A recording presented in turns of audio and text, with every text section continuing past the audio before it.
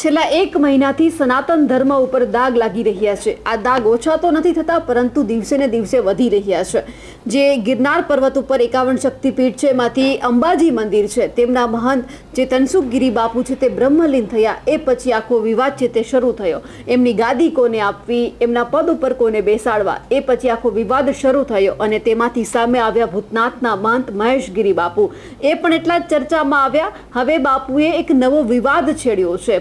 પત્રકારોને તેમણે ખુલ્લી ચેલેન્જ આપી છે અને આ પત્રકારો કોણ છે અને શા માટે ખુલ્લી ચેલેન્જ આપવામાં આવી છે, પત્રકારો તેમની આ ચેલેન્જને સ્વીકારે છે કે નહીં, તે પણ વાત કરીશું આજના વિડીયોમાં। નમસ્કાર, નિર્ભય ન્યૂઝ સાથે હું છું રિદ્ધિ। આ આખો વિવાદ છે જે સનાતન ધર્મ ઉપર દાગ લાગવાની શરૂઆત થઈ એ 20 નવેમ્બરથી શરૂઆત થઈ। તનસુખગીરી બાપુ જે અંબાજીના મહંત છે તે બ્રહ્મલીન થયા એ પછી આખો વિવાદ શરૂ થયો। તનસુખગીરી બાપુના પરિવારજનો હતા એ એવું કહી રહ્યા હતા કે એમના પરિવારજનને આ ગાદી સોંપવામાં આવે, પરંતુ ભવનાથના જે મહંત છે હરિગીરી બાપુ, તેમણે અચાનક પ્રેમગીરી બાપુને આ ગાદી સોંપી દીધી અને એમની ચાદર વિધિ પણ કરી દેવામાં આવી। જેવી ચાદર વિધિ શરૂ થઈ કે જે ભૂતનાથના મહંત છે મહેશગીરી બાપુ તે વિવાદમાં આવ્યા। એક પત્ર તેમણે બહાર પાડ્યો અને કહ્યું કે આ એ જ હરિગીરી બાપુ છે કે જેમને ભવનાથની ગાદી જોઈતી હતી, એટલા માટે કોઈ એક પક્ષને અને તેમના મહાનુભાવોને પૈસા આપ્યા હતા, જેમના થકી એ ભવનાથના મહંત બન્યા હતા। અને આ એ જ ભવનાથના મહંત હરિગીરી બાપુ છે જેમણે હરિગીરી બાપુને ક્યાંકથી લઈ આવ્યા અને જે અંબાજીના મહંત તરીકે તેમને ઘોષણા કરી દીધી। એટલે ક્યાંક આખી વાત છે તે મહેશગીરીને પચી નહીં અને તેમણે સીધો જ ઘટસ્ફોટ કર્યો અને પત્ર લખ્યો। અને ખાસ કરીને જે તનસુખગીરી બાપુના જે પરિવારજનો છે, તેમના શિષ્યો છે, એવું કહી રહ્યા છે કે જ્યારે તનસુખગીરી બાપુ હોસ્પિટલમાં એડમિટ હતા, જ્યારે એમની સારવાર ચાલી રહી હતી, ત્યારે આ જ ભૂતનાથના મહંત છે જે મહેશગીરી બાપુ છે ત્યાં ગયા હતા અને ખોટા સહી સિક્કા કરાવ્યા હતા અને ક્યાંક તેમની જે ગાદી હડપવાનો પણ પ્રયત્ન કરવામાં આવ્યો હતો। જ્યારે આખી બાબતે મહેશગીરી બાપુને પૂછવામાં આવ્યું ત્યારે મહેશગીરી બાપુ એવું કહી રહ્યા હતા કે મને તનસુખગીરી બાપુએ એવું કહ્યું છે કે તું અંબાજીનું ધ્યાન રાખજે, અંબાજીની ગાદી તારે હવે સંભાળવાની છે। તો પછી પ્રેમગીરીને બેસાડવાની વાત કઈ રીતે આવે? એટલે જ્યારે અંબાજીના મહંત જે મોટા પીર બાવા કહેવાય છે એ જ્યારે બ્રહ્મલીન થયા એ પછી એમની ગાદી કોના હાથમાં આવે, એ બધું જ આખું ગાદીનું જે સામ્રાજ્ય છે કોણ સંભાળે, તેમને લઈને આખો વિવાદ શરૂ થયો। એ પછી જે આ ભૂતનાથના મહંત છે મહેશગીરી બાપુ તે એક પછી એક વિવાદમાં આવવા લાગ્યા। પહેલાં તેઓ કોઈ સાંસારિક જીવન છોડીને આવ્યા હતા, પછી તેઓ સાંસદ બન્યા, અનેક વખત ક્યાંક ને ક્યાંકથી પછી જૂનાગઢમાં આવ્યા, એટલે આખો વિવાદ વકર્યો। અનેક પત્રકારોએ જે આ મહેશગીરી મહંત છે તેમના વિવાદો છે તે બહાર પાડ્યા, લોકોને બતાવ્યા કે મહેશગીરી બાપુ કોઈ સાધુ છે જ નહીં, એક લાલચુ માણસ છે, આવી પણ વાત કરવામાં આવી।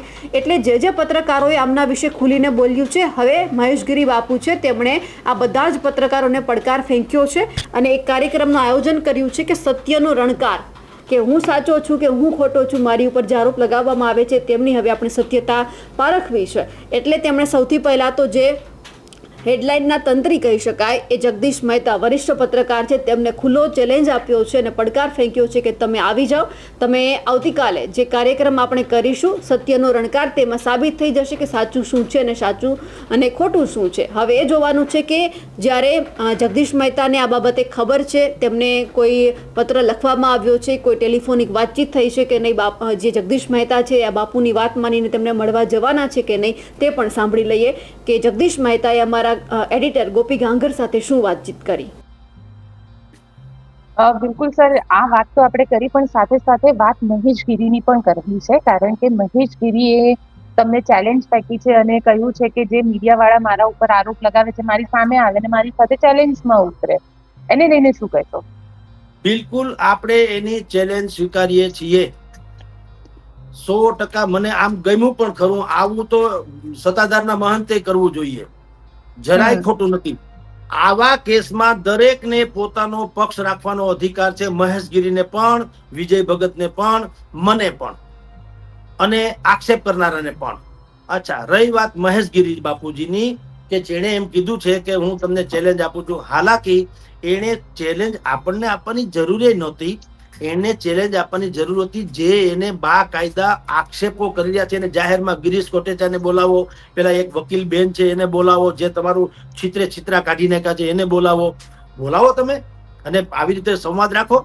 અમે તો મીડિયા મેન છીએ, એટલે આણે કીધું એને, અમે આ સમાજને કહીએ છીએ કે ફલાણાભાઈ કે છે, ઢીકણાભાઈને આવું કે છે, આમ છતાં એણે જે રીતે અત્યારે જુનાગઢમાં પોસ્ટર વોર કર્યું છે, મારા તસવીરો સાથેની પોસ્ટર બધા છપાવ્યા છે અને વિડીયો જાહેર કર્યો છે. હું એને આવકારું છું, ચેલેન્જ એની સ્વીકારું છું. હું અચૂક આવતીકાલે જુનાગઢમાં ભૂતનાથ મહાદેવના મંદિરે જવાનો છું અને એની ચેલેન્જ પ્રમાણે ઈ કહેશે એમ હું મારા પ્રશ્નો કરીશ, એને એનો જવાબ દઈ દેવાનો. ઈ સાચા હોય તો આપણો કોઈ દુશ્મન નથી. મહેશગીરી બાપુને આપણે ક્યાંય લેવા દેવા કે કોઈ હું પક્ષકાર તો છું નહીં. અમે તો પત્રકાર છીએ, સમાજમાં તમારી આવી વાતો થાય છે અમે રજૂ કરી છે. હવે ખોટી છે તો તમે સાબિત કરી દો, સાચી હોય તો અમારા પ્રશ્નોના જવાબ આપી દો. ધેટ્સ ઓલ, વાત થઈ ગઈ પૂરી. એમાં ક્યાં દુશ્મનાવટ છે કોઈને વ્યક્તિગત, સમજી લો. તેમ છતાં એને મને ખબર નહીં કેમ ટાર્ગેટ કર્યો છે, આમ જાણે. પણ આપણે કોઈ ફરક નહીં. અલબત્ત ક્યાં આપણે શું કોઈને કઈ કહેવાનું છે. અમે આવીએ જ છીએ, વેલકમ. જુનાગઢમાં આવીશું, એ બાને દર્શન ભગવાનના થઈ જશે અને તમારું જે કઈ હશે એ સાચું ખોટું ખબર પડી જાય. દૂધ ને પાણીનું પાણી, એમાં શું ફેર પડે છે. એટલે મહેશગીરી બાપુનો આ જે પડકાર છે એ પડકારને હું બિલકુલ સ્વીકારું છું અને બે ધડક કાલ હું ત્યાં જવાનો છું બેન. જી બિલકુલ સર, કારણ કે જે રીતે મહેશગીરી પોતે પડકાર ફેંકી રહ્યા છે, સાથે એવું પણ કહી રહ્યા છે કે મીડિયાની અંદર અમને બદનામ કરે છે. એટલે બદનામ તો જે આરોપ લાગ્યા છે, મીડિયાનું કામ કવરેજ કરવાનું છે. મીડિયા એ વસ્તુને કવર કરે છે, જે વસ્તુ છે એ કહે છે. પણ કેમ આ પ્રકારની, કારણ કે ક્યારેક માણસ જયારે પોતે વાંકમાં હોય ને ત્યારે એને બીજાનો વાંક વધારે દેખાતો હોય. જો દરેક બાબતમાં આવું બેન થાય છે. મીડિયા શું છે તમે વિચાર કરો. સિરિયામાં આપણે અત્યારે લખીએ 2 મિસાઇલ રશિયાએ ફોડી, તમારી મારી પાસે કોઈ પુરાવા છે નહીં. આવે છે ને સમાચાર કે સિરિયામાં રશિયાએ આમ કર્યું, કે આપણે યુક્રેનમાં રશિયાએ મિસાઇલ ઠોકી, કે આણા મરી ગયા, તૂટી ગયા. ચારે કોરથી ગળાતા સળાતા સમાચાર જે આવે એ તમારે સમાજને કહેવા જોઈએ. સત્તાધારમાં પણ જે અત્યારે ચાલી રહ્યો છે વિવાદ, એના કોઈ બીજા તમારી મારી પાસે આમ પુરાવા ન હોય, કોઈ માણસ ફરિયાદ કરે છે તો તમારે સમાજને કહેવું નહીં કે ફલાણા ભાઈ આવી એક ફરિયાદ કરે છે, ઢીકળાભાઈ તમે જવાબ આપો. એમ આ જુનાગઢના કેસમાં શું હતું આપણે કહીએ છીએ. ગિરીશ પટેચા જવા દો, ઓલા બેન જે વકીલ બેન છે એ હિના બેન છે એ જવા દો. જે લોકોએ પણ સંતો મહંતોથી માંડી અને જે લોકો આક્ષેપ કરી રહ્યા છે, આપણે એ આક્ષેપોનો તો પર્દાફાશ કરીને જનતા સમક્ષ મૂક્યો છે કે ભાઈ તમે આના ખુલાસા કરો. તમે ખુલાસા કરવાને બદલે બુદ્ધિપૂર્વક સાધુને સંયમિત ભાષા જે છે ને એ શોભે બેન. આપણી મહેશગીરી બાપુ જો આ વિડીયો સાંભળશે તો હું એને કહેવા માંગુ છું કે તમારો પડકાર મને ગમ્યો. બિલકુલ તમારે પડકાર કરવો જ જોઈએ પાછો, એમાં જરાય ખોટું નથી. કારણ કે તમે જ્યાં સુધી આરોપ સિદ્ધ નથી થતા ત્યાં સુધી તમે નિર્દોષ છો. બે ઘડી સલામ તમને. પણ તમારી ભાષા જે છે શાલીન હોઈ શકે. તમારી જાણ ખાતર ખૂંદી તો ધરતી ખમે અને વાઢી ખમે વનરાય. વેણ કવેણ તો સંત ખમે, જેમ શાયરા નીર સમાય. દરિયામાં બધી નદી આવે, દરિયો છલકાઈ નથી જાતો. એમ સંત મહંતોની ઉપર આક્ષેપ થાય તો એને આવી રીતે બેબાક થઈને બીજા બધા લાવારીસ પત્રકારો, અમુક લોકો ફલાણા પત્રકારો, અરે ભાઈ જેવા હશે એવા. માની લો કે એ લાવારીસ છે, માની લો કે એનું કોઈ વજૂદ નથી, તો લોકોમાં એ હાંસીનું પાત્ર નહીં બને. એમાં તમારે કહેવાની ક્યાં જરૂર છે. હું અત્યારે 2 ઘડી માની લો, હું એમ કહું જલારામ બાપાની વિરુદ્ધમાં હું કઈ બોલું એટલે હું સમાજ મને માની લે, મારી નાખે જાનથી. કારણ કે ખબર છે પ્રસ્થાપિત થયેલી વાત છે કે જલારામ બાપામાં કોઈ ક્ષતિ છે નહીં. હવે હું ગમે એવું પુરાવાથી માંડીને ગમે એ વાત કરું, મારો કોઈ દી કોઈ વજૂદ રહે નહીં. કારણ કે સત્ય સ્વયં જે છે, સત્યનો સ્વયં એક પ્રકાશ હોય છે. એ કોઈ દી પરાવલંબિત ન હોય, તો સ્વાવલંબી હોય છે. તમે સૂર્ય ઉગ્યો છે, આ તમારી આંખે પાટા બાંધ્યો એટલે સૂર્ય થોડો હાથમી જાય, એ તો ઉગ્યો જ છે.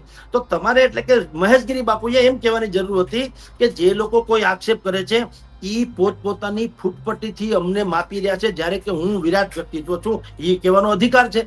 કોઈ વાંધો નહીં. પણ મારી વિનંતી અથવા તો મારો પડકારે બોલવામાં વાંધો નથી. મારો પડકાર છે કે જે લોકોને મારામાં કોઈ પણ પ્રકારની ખામી કે ક્ષતિ લાગતી હોય એને આ ગિરનારની ગોદમાં વેલકમ છે. પર્સનલી આવવું હોય તો પર્સનલી, જાહેરમાં આવવું હોય તો જાહેરમાં. હું પ્રશ્નનો જવાબ આપી દઉં ને જો તમને સંતોષકારક જવાબ લાગે તો તમે કહેશો ખરા કે મહેશગીરી બાપુ સારા છે, તો કઈ વાંધો નથી. તો આપણે નિષ્પક્ષ રીતે કહેવું પડે. હા, દાખલા તરીકે આવતીકાલે હું જાઉં છું, માની લો કે મારા 5 પ્રશ્નો છે, 2 ઘડી માની લઈએ કે હું કઈ પ્રશ્ન કરું જેની ભૂતકાળમાં મેં ડિબેટ કરી છે. હવે એ હું પ્રશ્ન પૂછું ને એનો એવો લોજિકલી જવાબ આપે કે આપણે કાન પકડવો પડે કે ના તમે સાચા છો, તો આપણને શું ફેર પડે. આપણે શું કામ ન કહીએ મહેશગીરી બાપુ સારા છે કે સાચા છે. એમ આપણો કોઈ પર્સનલી વાંધો થોડી છે. આપણે એમ કહીએ છીએ તમે એવી જગ્યાએ બેઠા છો જ્યાં કરોડો લોકોની શ્રદ્ધાનું આ કેન્દ્ર છે અને એ લોકો મિસગાઈડ ન થાય એટલે કહું છું કે તમારી સામે આક્ષેપ છે, તમે એનો ખુલાસો કરો. That's all. અમે ક્યાં કીધું બાપુને પાડીને જ રહેશું, બાપુને ગાદી પચાવીને જ રહેશું. હું અમે જગદીશગીરી બાપુ બેહવાના છે એવું તો છે નહીં. લા ભલા માણસ, તમારી ગાદી તમને મુબારક. અમે તો નોકરી ધંધો કરનારા માણસો છીએ, પણ તમારી સામે આક્ષેપ થાય તો એ તો સફેદ કપડામાં ડાઘ દેખાય ને. બીજા ક્યાં કોઈ દાઉદની અમે આક્ષેપ થાય કોઈ ચર્ચા થઈ ક્યારે? એટલે આખી દુનિયાએ આક્ષેપ કર્યો છે. વર્લ્ડ નો સૌથી મોસ્ટ વોન્ટેડ માણસ છે એની ચર્ચા થઈ, કારણ કે એ તો દાગદાર જ વ્યક્તિ, તો એમાં ચર્ચા શું કરે? તમારી ઉપર ચર્ચા છે એનો અર્થ એમ છે કે તમે કઈક ચોક્કસ જગ્યાએ બેઠા છો કે જેની પાછળ લાખો લોકોની શ્રદ્ધા છે, તો ભાઈ તમે દાગનું નિર્મૂલન કરો. That's all.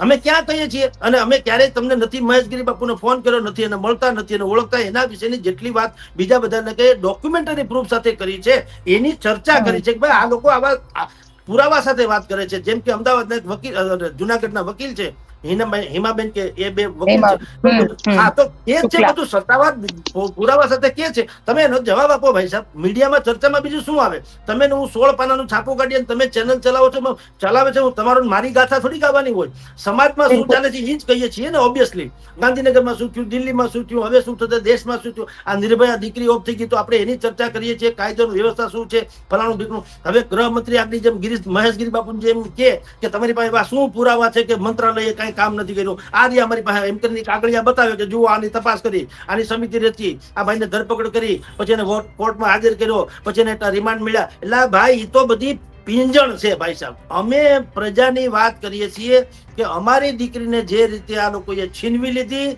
અમે એમ કહીએ કે તમે એનો જીવ પછી છીનવી લ્યો. That's all. ઈ ન્યાયની વાત કરીએ, ઈ મીડિયાનું કામ છે.